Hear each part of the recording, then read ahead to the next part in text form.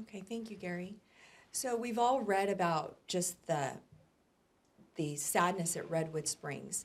And so what is Kaweah Delta doing to assist Redwood Springs during this time of great panic for them?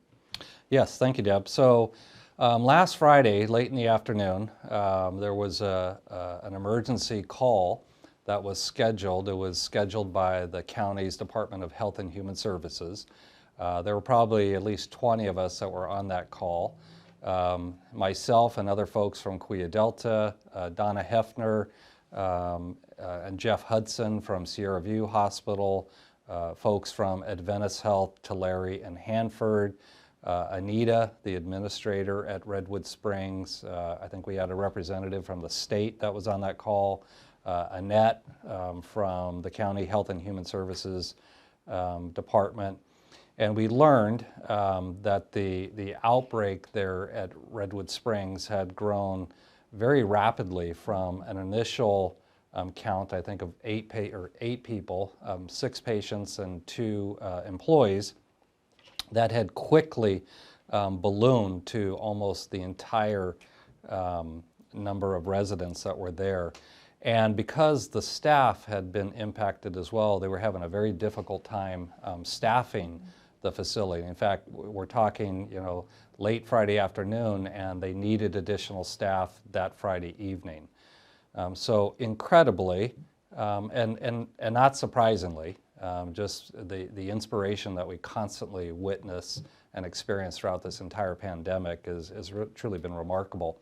But Kaweah Delta had roughly 25 nurses, LVNs, CNAs that immediately came forward and said, I'd be happy to help.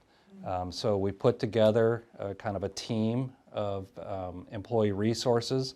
Also Adventist Health and Sierra View Hospital added additional resources, so we were able to shore up their staffing over that weekend. Again, all 3 hospitals pitching in and providing that support. And I will tell you that the staff at Redwood Springs are also phenomenal, remarkable people. The feedback that I had received from our staff and leaders that went over there said they're some of the most dedicated, committed, compassionate employees who were there, in the thick of things, doing everything they could for their residents and their patients. So I just want to commend all of them as well. So we provided the immediate staffing, then also we're helping provide technical support, resources, personal protective equipment. Last night, an RN from Kaweah Delta went over there to insert, I believe, IVs in 4 of their patients. Generally not something they do very often. They do have an IV nurse, but so many of the Redwood Springs patients are still at Redwood Springs. And some are doing really well and showing signs of recovery or just modest symptoms.